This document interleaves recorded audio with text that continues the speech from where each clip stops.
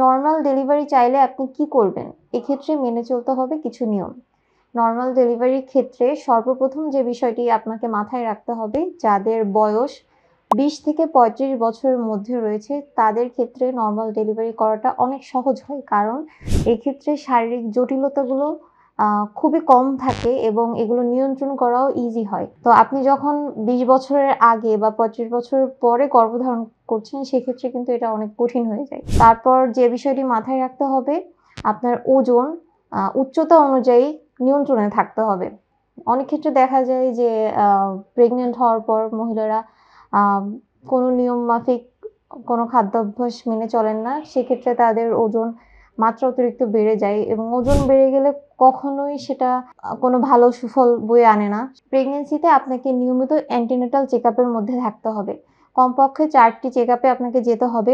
প্রথম চেকআপটি আপনি ১৬ সপ্তাহের মধ্যে যাওয়ার চেষ্টা করবেন এবং দ্বিতীয় চেকআপটি ২৪ সপ্তাহের মধ্যে, তৃতীয়টি ৩২ সপ্তাহের মধ্যে এবং চতুর্থটি ৩৬ সপ্তাহের মধ্যেই যেতে হবে। এই ৪টি চেকআপে আপনি যখন যাবেন তখন আপনার ওজন নিয়ন্ত্রণে আছে কিনা, আপনার ব্লাড প্রেশার নিয়ন্ত্রণে আছে কিনা, বা আপনার যে হিমোগ্লোবিন, রক্তের হিমোগ্লোবিন ঠিক আছে কিনা, বা ব্লাড সুগার, এগুলো সবই চেক করা হয়। তাছাড়া বাচ্চার ওজন আপনার প্রেগনেন্সির সময়ের সাথে ঠিকভাবে বৃদ্ধি পাচ্ছে কিনা, বা বাচ্চার মুভমেন্ট ঠিক আছে কিনা, এগুলো কিন্তু দেখা হয়। তো সেক্ষেত্রে হয় কি, আপনি যদি চেকআপের মধ্যে থাকেন, আপনার যদি কোনো জটিলতা দেখা দেয়, তাহলে সেটা নিয়ন্ত্রণ করা খুবই ইজি হয়, বা সেক্ষেত্রে নর্মাল ডেলিভারির একটা সুফল পাওয়া যায়।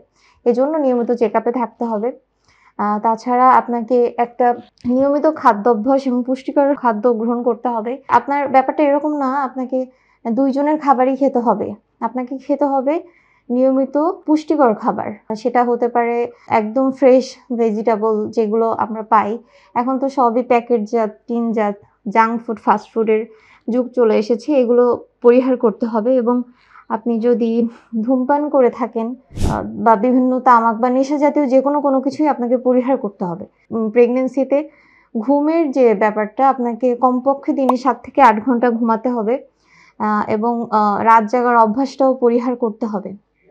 তাছাড়া প্রেগন্যান্সিতে অনেকেরই ভুল ধারণা থাকে যে এখানে কোনো কাজই করা যাবে না, সারাদিন শুয়ে বসে থাকতে হবে। এরকম করলে কখনোই নর্মাল ডেলিভারি আসলে পসিবল না। যারা দেখা যায় যে নিয়মিত তাদের যে রুটিন মাফিক যে কাজগুলো তাদের করা লাগে, সেগুলো যারা করে তারাই আসলে নর্মাল ডেলিভারির দিকে আগাতে পারে। আপনি কোনো ভারী কাজ করবেন না। ভারী কাজ অর্থাৎ দেখা গেল কোনো ওজন ওয়েট লিফটিং করছেন আপনি, বা আপনি কাপড় কাচ্ছেন, এগুলো ব্যতীত আপনি নর্মাল যে হাঁটা চলা বা এটা আপনি রান্নাঘরে যে কিছু করা, এগুলো করা যেতেই পারে।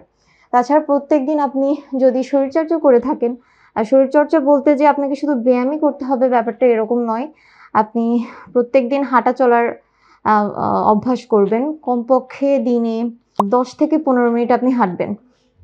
এটি নর্মাল ডেলিভারির জন্য যে কতটা উপকারী, এরকমও দেখা গেছে যে একটা ভুল ধারণা রয়েছে সবার যে যাদের হাইট কম তাদের নর্মাল ডেলিভারি হয় না। এটা বেশিরভাগই সবাই বলে থাকে। কিন্তু আমাদের আগেরকার যুগে, নানি দাদিদের যুগে কিন্তু অনেক হাইট কম, কিন্তু তারা কিন্তু নর্মাল ডেলিভারি করেছেন। আর সে সময় তো সিজার ছিলও না। কিন্তু এটা এমন নয় যে আপনার হাইট কম এবং সবারই সেটা নর্মাল ডেলিভারি হবে, বা আপনার হাইট কম আপনাকে নর্মাল ডেলিভারি ইচ্ছা করে করে নাই, ব্যাপারটা কিন্তু এরকম না। আপনার শারীরিক জটিলতার উপর নির্ভর করবে। তাছাড়া আমার নিজেরই দেখা একজনের হাইট খুবই কম ছিল, 4'8" বলা চলে, মানে 4 ফুট 8 ইঞ্চি, তার কিন্তু নর্মাল ডেলিভারি হয়েছে। কেননা সে তার পুরো প্রেগনেন্সিতে তার ওজনটা খুব সুন্দরভাবে নিয়ন্ত্রণ করেছিল এবং স্বাভাবিক যে কাজকর্ম সে নিয়মিতই করতো। এজন্য কিন্তু তার নর্মাল ডেলিভারিটি হয়ে গিয়েছে এবং কোনো শারীরিক জটিলতা তার ছিল না। তাহলে এই জিনিসগুলো মাথায় রাখতে হবে।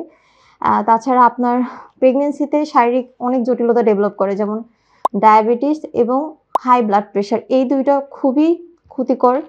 আপনার যদি এই দুইটা ডেভেলপ করে প্রেগনেন্সিতে, তাহলে কখনোই নর্মাল ডেলিভারি হওয়া পসিবল না আসলে। সেক্ষেত্রে আমরা কেউই রিস্ক নেই না, আমরা সিজারের দিকেই আগাই। তাছাড়া আপনাকে সবসময় একটা নির্দিষ্ট চেকআপের মধ্যে যদি আপনি থাকেন, এই জটিলতাগুলো এড়ানো সম্ভব হবে। এবং সবথেকে ইম্পর্টেন্ট যে জিনিসটি, সেটি হলো যে মানসিক মনোবল।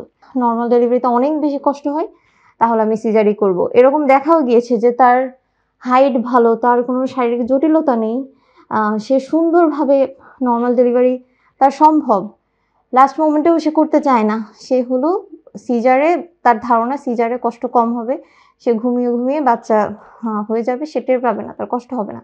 কিন্তু যাদের ক্ষেত্রে আসলে নর্মাল ডেলিভারি ইন্ডিকেটেড তারা কেন সিজার করবেন? এজন্য আপনাকে মানসিক মনোবল রাখতে হবে যে যেহেতু সবাই এই প্রসেসের মধ্যে দিয়েই আসে, ম্যাক্সিমাম মানুষই তো নর্মাল ডেলিভারি হয়েছে এখন পর্যন্ত, তাহলে আপনাকে সেইভাবে মানসিক মনোবল রাখতে হবে। আপনার যদি মনোবল ঠিক না থাকে তাহলে কখনোই সম্ভব না। আশা করি এই জিনিসগুলো মাথায় রাখলেই নর্মাল ডেলিভারি হওয়া সম্ভব।